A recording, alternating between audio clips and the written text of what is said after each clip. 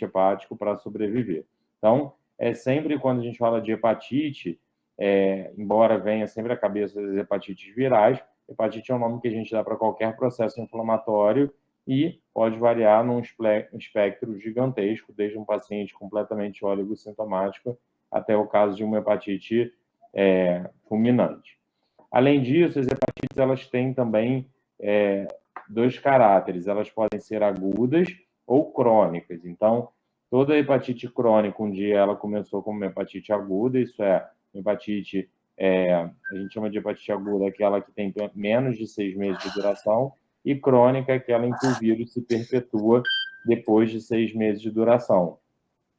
As hepatites, da que a gente vai falar aqui, A, B e C, só a hepatite B e C, elas se cronificam. A hepatite A, ela é sempre, sempre, sempre aguda e ela nunca cronifica. Ela pode ser uma aguda muito grave, que se desenvolva de forma fulminante, a pessoa vem até morrer, mas é sempre uma doença aguda. E as hepatites B e C, elas são hepatites que têm uma fase aguda, mas que podem cronificar. A fase aguda, especificamente da hepatite C, ela é tão óligo ou assintomática que a gente raramente vê, e o que a gente fica encontrando são os pacientes já com a doença crônica. Nas hepatites virais, quando a gente fala da fase aguda, em geral, a gente vê aumentos bem pronunciados de enzimas hepáticas. Então, quando vocês virem um aumento de enzima hepática muito alto, o limite da maior parte dos laboratórios para ST e ALT é em torno de 40, 45, quando vocês veem mais de 400 e mais ainda, mais do que 1.000, frequentemente a gente está frente a uma hepatite aguda viral. Já na fase crônica, esses aumentos de enzimas hepáticas eles são bem mais modestos e muitas vezes os pacientes podem até ter enzimas hepáticas normais, tá? Na maior parte das vezes, eu estou falando hepatite aguda, né? A gente está falando de uma inflamação viral, mas a gente está falando de várias doenças diferentes. Inclusive, essa classificação de hepatite A, B e C, ela é uma classificação um pouco sem lógica, porque os vírus eles são muito diferentes. O vírus da hepatite A não tem nada a ver com o vírus da hepatite B, não tem nada a ver com o vírus da hepatite C. A única característica é que o acometimento principal dessas infecções virais é no fígado, mas são vírus de características completamente diferentes. O vírus da hepatite B, por exemplo, é um vírus de DNA, o vírus da hepatite C é um vírus de RNA. Então, a gente agrupa porque eles se manifestam predominantemente no fígado, mas são doenças que uma não tem nada a ver com a outra. E os sintomas das hepatites, eles são muito inespecíficos. A grande maioria dos pacientes, eles vão ter fadiga, mal-estar, uma febre baixa. Alguns poucos vão desenvolver icterícia, colúria, colher fecal, aqueles sintomas clássicos, e esses pacientes a gente vai olhar já na anamnese, no exame físico, a gente pode suspeitar que eles estejam com uma hepatite aguda. Mas a grande maioria das hepatites agudas, elas inclusive não são ictéricas. Isso é um conceito muito importante para vocês fixarem. Não precisa ficar achando que uma hepatite aguda, ela obrigatoriamente vai sempre gerar icterícia, tá? O diagnóstico laboratorial, já falei, ele é marcado por um aumento das aminotransferases, da ST-ALT, que frequentemente sobem mais do que 10 vezes o limite superior da normalidade. Nos pacientes ictéricos, a gente vai ver também o aumento de bilirrubina e, ocasionalmente, as hepatites elas podem se manifestar de formas colestáticas, em que o aumento predominante de enzimas é a gama-GT e a fosfatase alcalina, tá? A gente também olha, quando a gente está frente a um paciente com hepatite aguda, marcadores de função hepática, então a bilirrubina é um marcador de função hepática, mas principalmente o TAP e o INR, consequentemente, e a albumina são formas de a gente olhar a função sintética do fígado. Como eu já falei, os principais vírus que causam hepatites agudas são vírus de hepatite A, B e C, mas qualquer vírus, volto aqui a dizer, eu acabei de atender um paciente com uma mononucleose e que estava com hepatite aguda, era uma síndrome de mononucleose, mas o vírus que estava causando aquela síndrome ainda não saiu o resultado do Epstein-Barr, mas pode ser qualquer outro, mas não era hepatite A, nem B, nem C, porque ela já tinha feito exame. Vamos falar um pouquinho de cada vírus, não vou ficar entrando em detalhamento aqui nessa parte sobre os vírus. Vamos falar um pouquinho de hepatite A. É uma doença, como eu falei, em que a gente só tem a fase aguda, a hepatite A nunca se cronifica, ela é um vírus. Opa, sumiu a tela aí para vocês? Sumiu. Peraí. Ela caiu. Tinha uma mensagem aqui, eu fui tirar ela da frente da minha tela. Peraí. Pronto, voltou? Voltou. Tá em tela cheia? Tá em tela cheia. Beleza. E o vírus de hepatite A, ele é um vírus de transmissão oral fecal. Então, o que significa isso? Ele é um vírus que se transmite, ele basicamente, a grande parte da replicação dele acontece no fígado e ele é eliminado nas fezes, e ali nas fezes ele vai contaminar fontes de água que vai consequentemente contaminar alimentos e outras fontes de água e assim transmitir para outras pessoas. O Brasil é um país endêmico para hepatite A. O que significa isso? A gente tem o tempo inteiro casos de hepatite A acontecendo, especificamente no Rio de Janeiro. Então, a gente configura que a gente tem uma endemia quando a gente tem o tempo inteiro acontecendo casos de uma doença, no caso aqui, hepatite A, acontecendo continuamente. E, ocasionalmente, a gente se vê frente a momentos epidêmicos de hepatite A. Não sei se vocês vão lembrar que no Rio a gente teve alguns nos últimos anos. A gente teve um bem grande no Vidigal, que foi uma fonte de água que se contaminou lá, e era uma fonte de água que abastecia toda a comunidade. Esse caso gerou muita repercussão, porque também era uma fonte de água que se usava para fazer mate e para reabastecer garrafinha de água que era vendida na praia do Leblon. Então, houve uma certa histeria, porque atingiu uma população rica e foi muito noticiado. A gente teve um outro caso epidêmico dentro de um hospital com os residentes da UERJ, alguns anos atrás, mas também foi bem mais autolimitado do que esse do Vidigal, que durou um tempo razoável. Mas, independente dos momentos epidêmicos, a gente vive uma endemia de hepatite A, que, se tudo correr bem, vai ficar cada vez menor, a gente vai ter uma menor prevalência da hepatite A, porque a gente já instaurou vacinação em 100% da população pediátrica, das crianças, e em breve essas crianças vão crescer e a gente vai estar com cada vez menos pessoas suscetíveis à hepatite A. Inclusive, por conta da vacinação, a gente já mudou um pouco o perfil de pessoas que têm hepatite A. Antigamente era uma doença muito pediátrica, tá? Então a gente via muito nas crianças, porque não tinha vacina, as crianças não se vacinavam e a gente tinha um saneamento básico muito ruim. Então, frequentemente, as crianças pegavam hepatite A e aí depois ficavam imunizadas pelo resto da vida. Hoje em dia, a gente está com um outro cenário. A gente tem um saneamento básico que é muito melhor, pode não ser perfeito, mas é muito melhor do que era 30 anos atrás, e a gente vacina as crianças. Então, hoje em dia, os casos novos são vistos frequentemente em adultos. Também teve uma outra mudançazinha, não sei se vocês entenderam o que eu falei. Com a melhoria do saneamento básico, as crianças deixaram de pegar hepatite A e agora estão pegando na fase adulta, porque antigamente praticamente todo mundo pegava hepatite A quando criança. Acho que ficou claro, né? Isso que eu quis passar. E além disso, atualmente a gente tem visto um outro perfil de transmissão de hepatite A, perfil que tem sido documentado extensivamente em várias regiões do mundo, que é a transmissão sexual da hepatite A, que não era uma coisa documentada há um tempo atrás, e a transmissão pelo ato de fazer sexo oral na região anal, principalmente em homens que fazem sexo com homens. Então, é um perfil epidemiológico que a gente tem documentado muito aí na última década e que era subdocumentado ou era menos frequente no passado. A grandíssima maioria dos casos de hepatite A são casos autolimitados completamente, tá? Então, são pessoas que têm infecção e muitas vezes nem sabem porque não ficam ictéricas, ficam com uma virose, então um quadro de mal-estar, dor no corpo, febre baixa.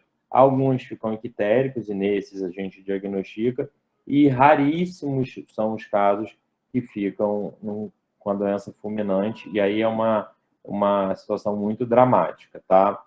Infelizmente, o risco de fulminar, de ficar muito grave, é maior proporcionalmente nos adultos do que nas crianças. Já falei aqui da transmissão, então o vírus ele é eliminado nas fezes, ele vai contaminar fontes de água e alimentos mal preparados, e com isso se espalhar para outras pessoas.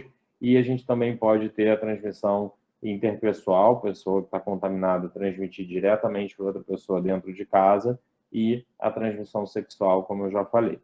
O diagnóstico ele é bem simplesinho, a gente tendo um paciente com hepatite aguda, a gente vai fazer a pesquisa do anti-HAV, IgM e IgG, e a gente documentando o IgM positivo, a gente vai ver provavelmente uma infecção em curso ou recente. O IgG vai denotar uma infecção passada ou vacinação, como qualquer outro sorologia, IgM e IgG. Então, o diagnóstico não tem muito mistério, tá? E a melhor forma de prevenção é o que já se vem fazendo no país há muito tempo, que é melhorar o saneamento básico e vacinar as pessoas, tá? Em relação à transmissão sexual, que a gente tem visto com muita frequência, as orientações sexuais habituais.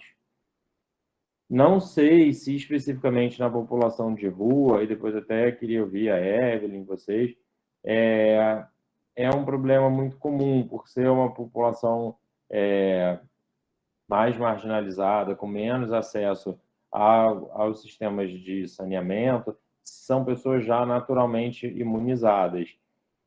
Mas acho que seria interessante se houvesse um programa de vacinação específico para essas pessoas, porque também são pessoas muito expostas a doenças transmissíveis por transmissão fecal-oral.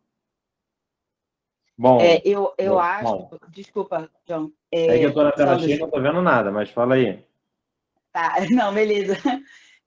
Eu acho, escutando você falar, né, e a gente lida com uma população muito grande, né, de homens que fazem sexo com homens. E aí se somam a um saneamento básico inadequado, né, que vai ser ou rua ou ocupação, né?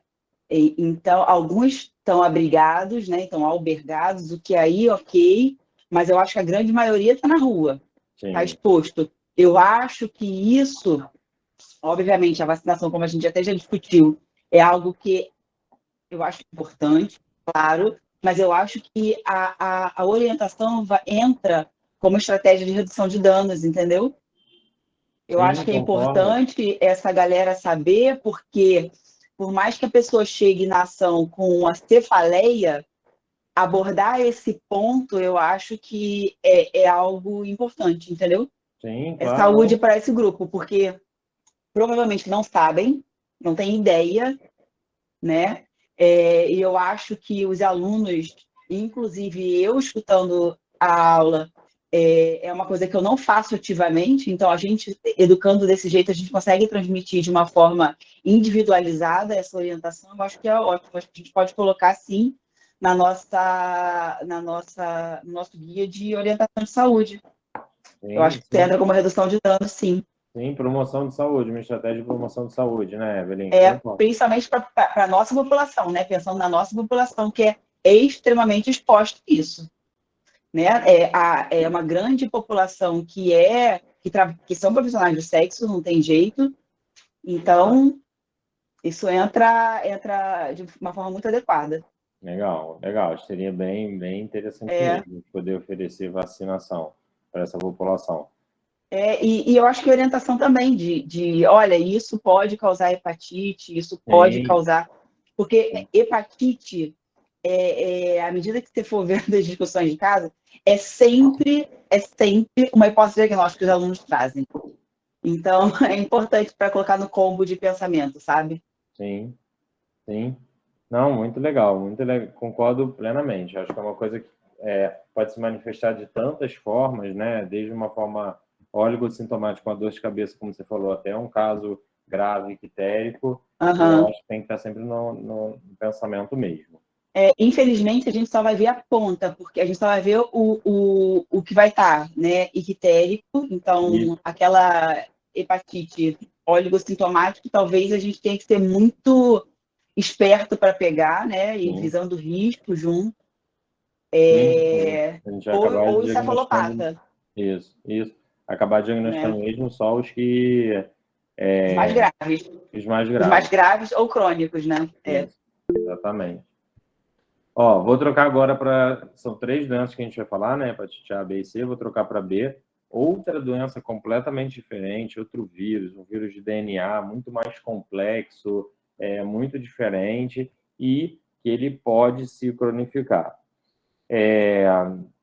O Brasil é um país de prevalência intermediária para a hepatite B, mas vejam aqui, não sei se dá para ver o meu mouse, na região amazônica a gente tem uma prevalência muito alta da hepatite B com um agravante. A gente tem a hepatite D ou hepatite delta também nessa região que a gente não tem no restante do Brasil. Então, achar um caso de hepatite D, que é um vírus defectivo, ele não infecta uma pessoa puramente, ele precisa ter o vírus de hepatite B para poder infectar a pessoa. É muito raro no Rio de Janeiro. Se vocês me perguntarem, eu estou aqui pensando agora, acho que eu vi um caso lá na UFRJ só, e mais nenhum. Mas quando a gente vai para a população amazônica, para a população ribeirinha, a gente tem uma prevalência muito alta do vírus B e do vírus B com o D. Então, é uma situação bem dramática, tá? João Marcelo, Fale. posso perguntar uma coisa? Claro. Você antes de passar para a hepatite B, você falou da hepatite A, que pode ser não muito aguda, pode ter oligossintomática, né? Alguma coisa no exame físico, sem ser icterícia, chama atenção? Não. Dificilmente uma hepatite A que não seja grave, isso é, que não seja ictérica, ela vai ter algum outro achado que você vai conseguir perceber no exame físico. Alguns pacientes se queixam de dor à palpação do fígado, às vezes a gente pode ter o fígado ali um pouquinho aumentado, mas isso são achados assim muito inespecíficos. Não tem nada mais que você possa olhar no exame físico para você pensar numa hepatite A quando é um caso não ictérico. Beleza, professor, muito obrigado. Bom, então voltando aqui para B, né, a transmissão da B, ela é mais complexa. Então, né, a gente falou na A da transmissão oral fecal e a transmissão da B, ela pode acontecer de várias formas. A forma mais comum no Brasil é a transmissão sexual, tá? E aí não é, como eu falei na hepatite A, que é o sexo oral na região anal. É sexo mesmo, tradicional, não precisa ter sangue. Por que eu estou falando isso? Porque na hepatite C, ela pode raramente ser transmitida pelo sexo, mas precisa ter sangue. Então, precisa ser uma relação sexual que tem ali um certo trauma, uma lesão, tanto das duas pessoas, para que tenha sangue. Aqui não. Aqui só a troca de fluidos da relação sexual comum já é suficiente para transmitir hepatite B, tá? Outras formas de transmissão, a transmissão percutânea, por uso de drogas, isso é muito comum na Europa, tá? Aqui no Brasil, felizmente, a gente tem pouco uso de droga injetável, diferente da Europa, em que o uso é muito grande, e então a gente vê menos isso aqui, por acidentes ocupacionais ou por transfusão que já não existe mais no Brasil. 100% dos bancos de sangue fazem a testagem de hepatite B e C já há muito tempo, há mais de 20 anos, e a gente não tem mais essa forma de transmissão. Quando acontece, é uma coisa fortuita, um caso muito excepcional, tá? Ocasionalmente, a transmissão percutânea pode acontecer por objetos comuns do dia a dia, alicate de unhas, gilete de barbear, mas também é menos comum. No Oriente, a transmissão vertical na hora do parto é muito comum. E a ocorrência de hepatite B no Oriente, na China e nos países orientais é muito mais alta do que aqui no Brasil. Ó, vejam aqui no mapa, a China em vermelho e os países ali no entorno todos em vermelho. Realmente a ocorrência de hepatite B lá é muito grande. E principalmente isso acontece por conta da transmissão vertical, que aqui no Brasil a gente tem bem menos, tá? Porque a gente tem um pré-natal muito bom, mesmo na atenção primária, onde se consegue fazer a testagem das hepatites. E aí vou jogar aqui para a nossa área de população em situação de rua, talvez seja uma população mais vulnerável, porque não faço o pré-natal. O diagnóstico é um pouco mais complexo, tá? Eu não sei se vale a pena a gente ficar gastando muita energia aqui para falar dos marcadores. Não é muito complexo, não, um pouquinho mais complexo. Então, a gente tem antígenos e anticorpos e a gente analisa em conjunto esses antígenos e esses anticorpos para entender se o paciente tem hepatite B, se ele já teve e ficou curado ou se ele é vacinado. O principal marcador de que uma pessoa tem hepatite B, quer seja aguda ou crônica, é a presença do HBsAg, o antígeno de superfície. Esse antígeno de superfície ele é tão importante que a marca da cura, quer seja por vacina ou porque uma pessoa ficou curada espontaneamente, é o desenvolvimento do anti-HBs. Então, esses dois marcadores, um marca que você tem o vírus, o outro marca que você está curado, e eles nunca coexistem. O antígeno core a gente não detecta, a gente não tem como detectar ele no sangue, só em análise de tecido hepático. Mas o anticorpo quanto o antígeno core, ele é muito importante porque ele mostra o contato com o vírus. Então, ele ter o anti-HBC positivo te diz que a pessoa, se ela está curada, foi porque ela teve a doença e não por vacina. Na vacina, a pessoa desenvolve só o anti-HBS, a vacina é específica para o antígeno de superfície. Isso é importante, saber se uma pessoa curada, se ela teve ou não, é importante em alguns cenários. Eu vou destacar o cenário principal, tá? Esse é um vírus de DNA, lembrem que eu falei que é um vírus de DNA. E como um vírus de DNA, a gente pode se curar espontaneamente desse vírus. 80% das pessoas que desenvolvem a forma aguda se curam espontaneamente, só 20% cronificam. Mas esse vírus ele mantém o material genético dele para o resto da vida dentro do hospedeiro, de quem teve e se curou. Igualzinho o vírus da varicela zoster. O vírus ele fica num formato que a gente chama de cccDNA e ele gruda lá no material genético do hospedeiro. Qual o problema disso? Nenhum. Porém, hoje em dia, na vida moderna, a gente tem muitos tratamentos de doenças como câncer que a gente faz imunossupressão. E, no contexto de imunossupressão, esse material genético que fica grudado lá na gente, ele pode se voltar a produzir o vírus. A gente chama isso de um fenômeno de reativação da hepatite B. Tá?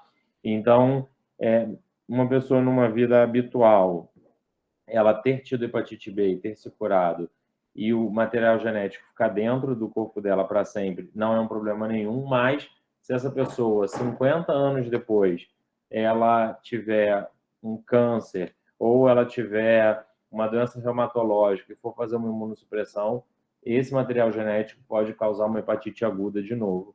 A gente chama isso de reativação. E esses dois marcadores aqui a gente só usa nas pessoas com hepatite crônica para definir o momento, se ela está reativando, se ela não está, em que fase da doença que ela está, porque a hepatite B evolui em fases.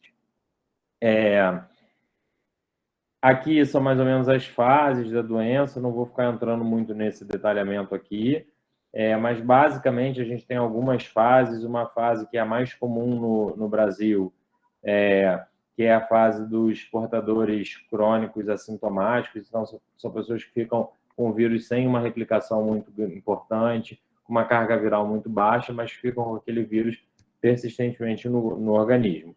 Eles podem passar por uma fase de hepatite ativa, em que tem muita replicação, muita lesão no fígado, e existe uma fase também que é pouco comum no Brasil, muito comum no Oriente, são as pessoas que pegam em idade muito jovem e que desenvolvem uma imunotolerância. O vírus está se replicando muito, mas o sistema imunológico não reconhece ele e não gera uma hepatite crônica, não gera lesão hepatocelular crônica. Enfim, isso aí é uma área mais específica, não precisamos entrar nesse detalhamento.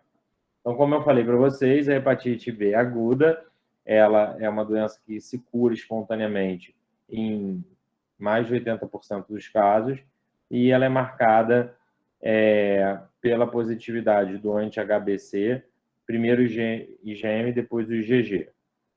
E a hepatite B crônica, ela é marcada pela positividade do HBsAg por mais de 6 meses. Lembrar que ele é um vírus de DNA, que ele entra no nosso DNA, no nosso material genético, e nessa entrada, nesse acoplamento, ele induz a formação de mutações e o paciente pode desenvolver uma complicação que é o hepatocarcinoma por conta única e exclusivamente da hepatite B. Lembrem, o hepatocarcinoma é um câncer primário do fígado, que ele se desenvolve em pacientes com cirrose, mas na hepatite B, por conta desse acoplamento do vírus da hepatite B ao nosso DNA, isso induz mutações e os pacientes podem ter risco de desenvolver hepatocarcinoma. A hepatite B é uma doença que tem vacina, a vacinação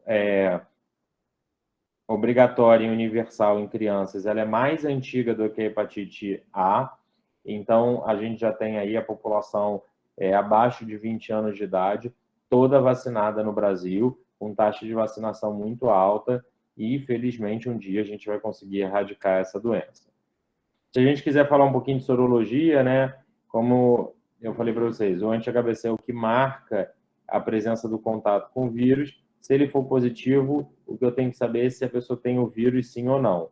O HBsAg é o que marca a presença do vírus da doença, pode ser aguda ou crônica, e se não tem o HBsAg e tem o anti-HBs, é um paciente que teve contato, não tem mais o vírus, já tem um anticorpo de cura, ele está com a infecção, a gente chama de curada ou resolvida.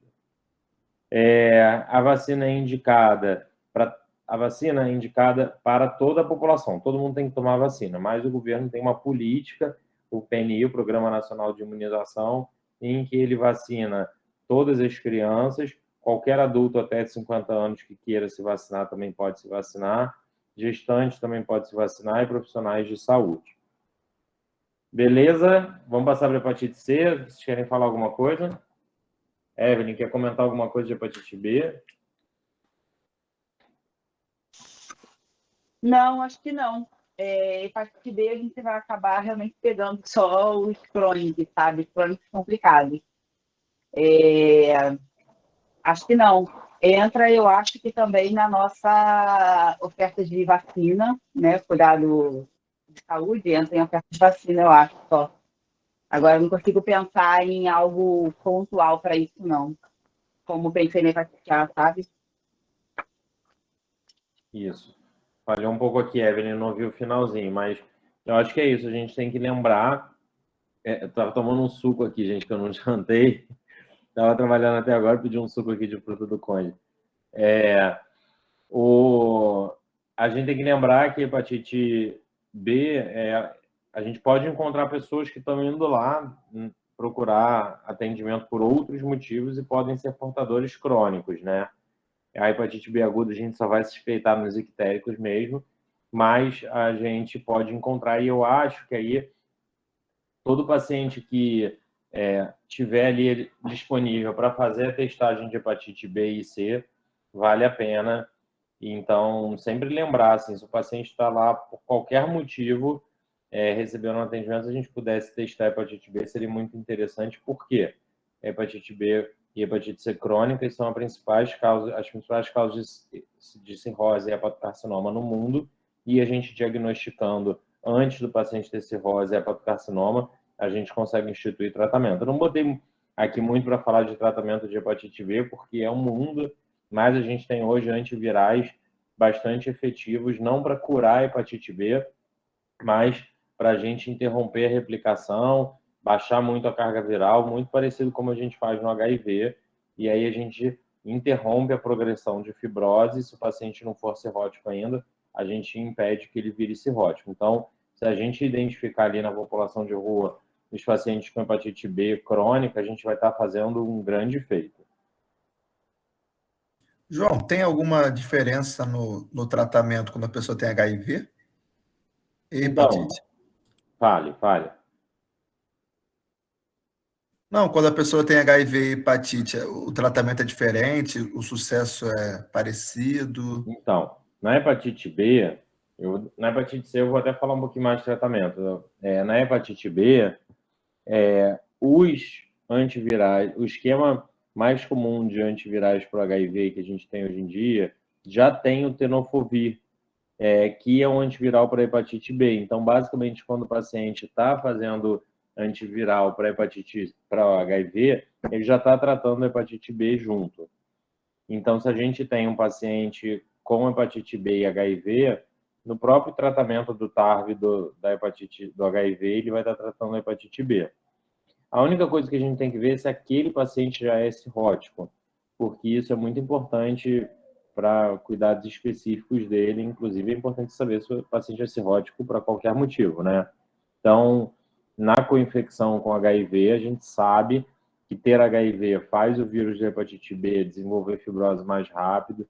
Os pacientes que têm coinfecção, hepatite B e HIV, têm um prognóstico pior, tanto para desenvolver cirrose quanto para desenvolver o hepatocarcinoma. E, felizmente, o tratamento a gente pode fazer junto dos dois. Então, a droga é o tenofovir, que atua no HIV e na hepatite B. Beleza. Vamos falar um pouquinho de hepatite C e depois a gente abre aí para discussão. Então, outra doença completamente diferente, um vírus de RNA, outro tipo de vírus, volto a dizer, a única coisa que faz essas três doenças estarem aqui juntos são que elas causam manifestações hepáticas predominantemente, sendo a hepatite A uma doença puramente aguda, a B muitas vezes aguda e poucas vezes crônica, e a C praticamente sempre uma doença crônica. Aí você fala, João, mas para uma doença ser crônica, um dia ela foi aguda. Sim, é que na hepatite C, a fase aguda, ela é óligo ou assintomática completamente, e a gente nunca enxerga, porque quase a totalidade dos pacientes não são ictéricos, quase a totalidade deles não desenvolve nenhum sintoma que motive ele a ir ao médico, e aí a gente vai descobrir essa doença já na fase crônica. Esse slide aqui já está um pouquinho antigo. A hepatite C ela já chegou a cometer 3% da população mundial. Hoje, a gente estima que esteja em torno de 1% da população mundial. E, no Brasil, a gente já viveu, há alguns anos atrás, algumas décadas atrás, essa prevalência de 1% da população mundial, mas os últimos inquéritos populacionais mostram para a gente que a prevalência está mais baixa ainda, em torno de 0,5% da população. Uma parte disso por conta de tratamento, a gente hoje em dia tem tratamento eficaz que cura hepatite C, então uma parte da redução da prevalência é por pessoas tratadas, mas uma parte também porque a maior parte das pessoas com hepatite C crônica eram pessoas mais velhas que, com o passar do tempo, iam morrendo ou da hepatite C ou de outra doença, e isso faz a prevalência baixar também. Então, hoje a gente vive aí no Brasil com uma prevalência em torno de 0,3%, 0,5% da população. Existem estudos específicos para avaliar a prevalência de hepatite C em populações em situação de rua. É isso que eu estava falando com a Evelyn aqui. Esses estudos eles são bem interessantes porque em vários lugares do mundo eles sugerem prevalências mais altas que na população de rua, que gira em torno de 5%, 7%, e não é o que tem muito se visto aqui nos poucos dados que a gente tem no Brasil, e também não é muito o que a Evelyn estava contando aqui, que quase não acha esses casos, não vê. É possível que a gente tenha menos hepatite C na população de rua aqui do Brasil, porque o uso de drogas intravenosas é muito mais baixo do que na Europa. Então, realmente, a gente aqui, no nosso meio, a gente tem mais crack, a gente tem mais cocaína, mais maconha, mas a gente não tem as drogas intravenosas, como a gente tem muito prevalente isso na Europa, e no compartilhamento de agulhas é que as pessoas acabam transmitindo hepatite C. A gente hoje já tem casos descritos de pessoas que pegaram hepatite C e se curaram mais de 7 vezes. Esse é um caso anedótico que uma publicação recente, mas era um usuário de droga intravenosa. O cara pegava, ia no médico, estava na... Esse é um caso esse que a pessoa se curou 7 vezes. Ele estava na Alemanha, ele tinha acesso ao serviço de saúde, ia lá, tomava o medicamento, se curava. Voltava a usar droga, pegava de novo. E por aí vai. Essa pessoa foi tratada 7 vezes e curada 7 vezes. Então, e a reinfecção tem sido muito descrita na Europa. Aqui no Brasil, menos, felizmente, como eu disse, por conta do menor uso de drogas intravenosas. Diferente do que eu falei para a hepatite B, quase todo mundo que pega hepatite C cronifica. É muito rara a cura espontânea. No Brasil, a principal forma de transmissão era através da transfusão sanguínea, então sangue contaminado, mas isso se interrompeu em 1992. O vírus ele foi descrito pela primeira vez em 89. Em 90, 91, se descobriu como era a transmissão e a partir de 92, no Brasil, a gente teve a triagem obrigatória de todos os bancos de sangue, então hoje a gente não tem mais transmissão através de banco de sangue.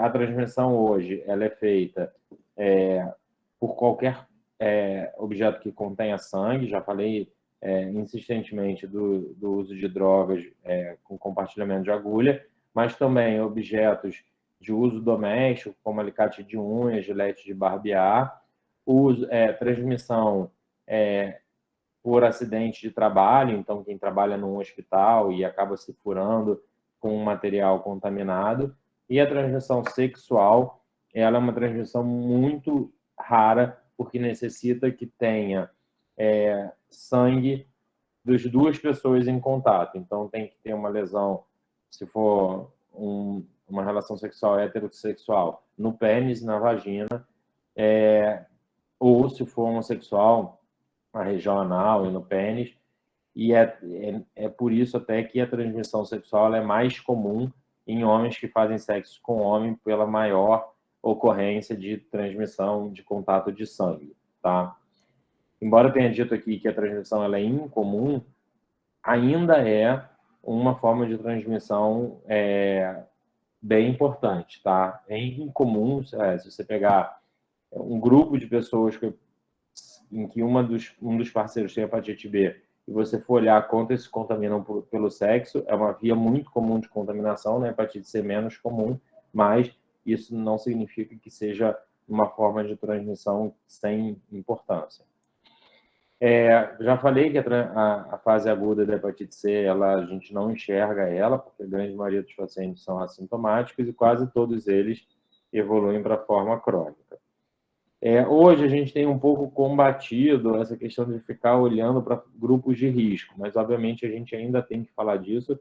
Por quê? Porque esses grupos de risco eles estão cada vez deixando mais de existir e a doença está aí salpicada pela população, embora menos comum do que no passado, mas salpicada. Então, quando lembrar da hepatite C, quando a testagem ela é obrigatória, em pessoas que fazem uso de droga endovenosa, em quem recebeu transfusão de sangue antes de 92, em pessoas que fazem hemodiálise, essas pessoas que fazem hemodiálise estão sob um risco maior, filhos de mães que têm hepatite C, pessoas que tiveram uma outra doença sexualmente transmissível, como o HIV, e os baby boomers, as pessoas mais velhas. Lembra? Eu falei, hoje em dia a gente está vendo cada vez as pessoas mais velhas com hepatite C, mas vou deixar um recado importantíssimo aqui, o rastreamento ele deve ser universal, então qualquer pessoa deve fazer pelo menos uma vez na vida o teste de hepatite C, porque esses grupos de risco eles estão cada vez se esvaecendo mais. Então, qualquer um dos caminhos que vocês forem seguir na vida, quando vocês se tornarem médicos, façam pelo menos uma vez na vida o teste de hepatite C nos pacientes de vocês. O teste é muito simples, ele é o anti-HCV, não tem IgM e IgG, é um teste só, e ele fica, por que não tem? Porque o anti-HCV simples ele fica positivo muito precoce na infecção aguda e ele se mantém pela vida toda, então é um teste de uma sensibilidade muito alta, tá?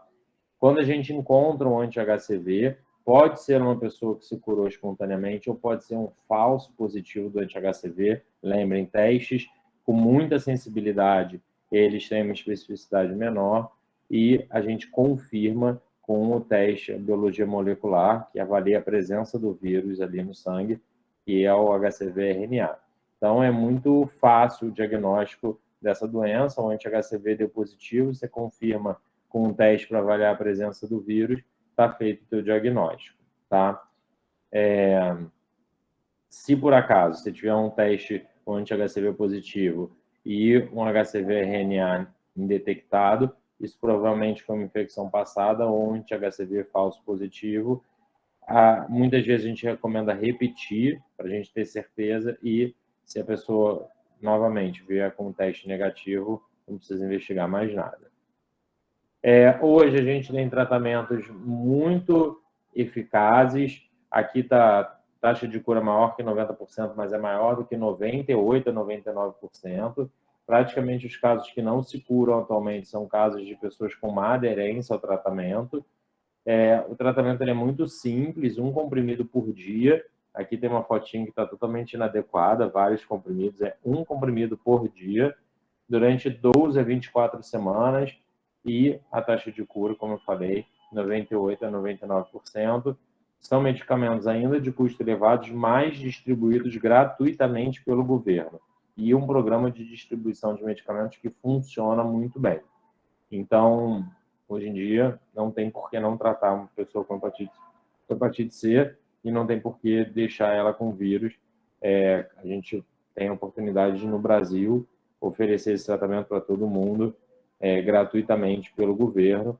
É um tratamento com pouquíssimas interações medicamentosas, então qualquer perfil de paciente pode tomar e sem efeitos adversos nenhum, porque são agentes de ação viral direta, eles agem diretamente na partícula do vírus da hepatite C. Essas são as duas combinações que a gente tem no Brasil. Essa aqui está indo embora por questões de custo, o governo preferiu comprar só essa aqui. São esquemas dos melhores que existem no mundo, existem várias combinações de fármacos no mundo, e o que a gente está acabando o estoque dessa aqui e vai ficar só com essa, que é uma combinação excelente, porque ela é pangenotípica, trata todos os genótipos, ela pode ser usada em pacientes renais crônicos, ela pode ser usada em todos os perfis, perfil de segurança muito grande, e o governo conseguiu uma negociação melhor nessa combinação. Lembrando que, se não tratada, essa doença pode levar à cirrose e ao hepatocarcinoma, então a gente precisa encontrar os pacientes para poder tratá-los. Botei aqui umas considerações sobre populações especiais, e a gente aqui falando de populações especiais, né, que são populações em situação de rua. Eu vou mostrar aqui um estudo que foi feito em populações de rua. Depois eu até posso pegar esse estudo para passar para vocês, para a gente ver detalhes. Existem muitos estudos, tá? Muitos não, mas alguns estudos de tratamento de hepatite em populações de rua. E aí, para a gente até ver nos detalhes de como foi a distribuição dos medicamentos, como é que foi o monitoramento dessa população, tá? O resto eu já falei, são os baby boomers, as pessoas mais velhas, usuários de droga, homens que fazem sexo com homem, profissionais de sexo, pessoas em hemodiálise e privados de liberdade. Esse a gente está conduzindo alguns estudos aqui no estado do Rio, nas prisões, para avaliar a prevalência de hepatite C e poder, obviamente, tratar essas pessoas. A gente também não está encontrando essa prevalência que é vista em outros países de 12%. A gente está encontrando bem menos. A gente acabou de fazer um presídio em Magé e um presídio na região de Niterói, e a gente achou pouquíssimos casos. A gente testou populações imensas, 2.000, 3.000 pessoas em cada um, e a gente achou quase nenhum dos casos. Então, a gente não tem visto nos nossos privados de liberdade aqui do Rio de Janeiro taxas tão altas que nem são reportadas nos Estados Unidos e da Europa, e mais uma vez, provavelmente isso está relacionado ao menor uso de drogas endovenosas.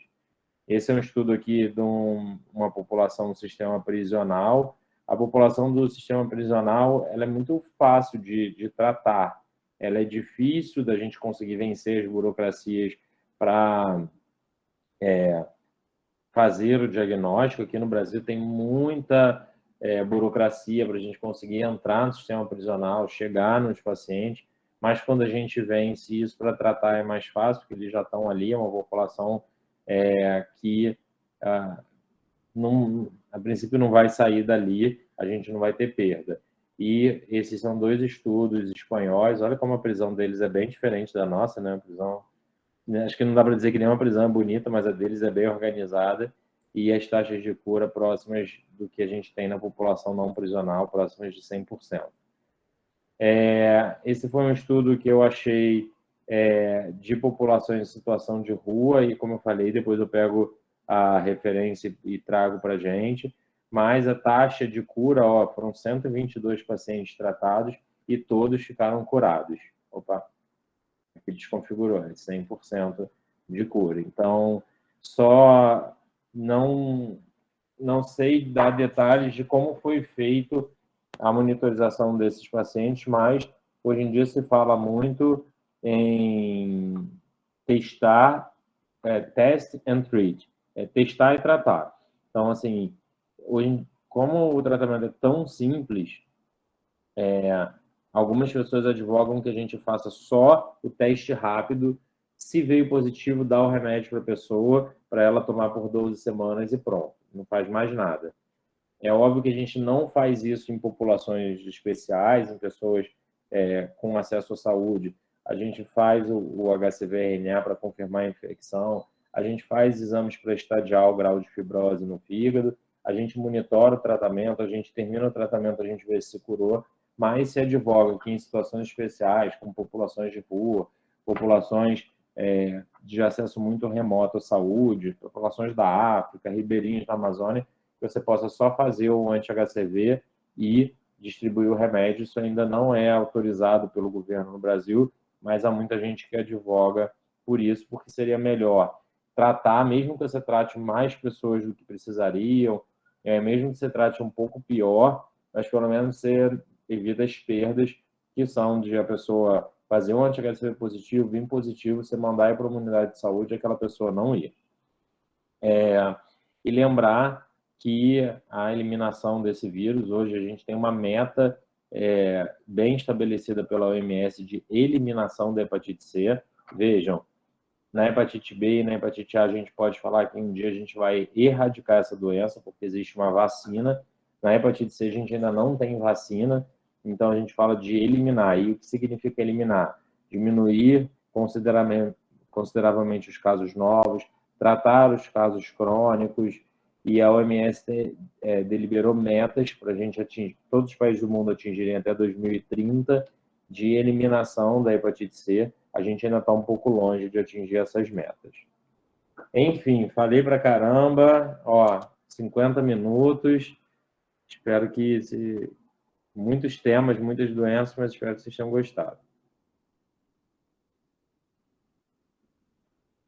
Oi, professor, posso só... Oi, Evelyn, desculpa, eu só queria acrescentar uma questão.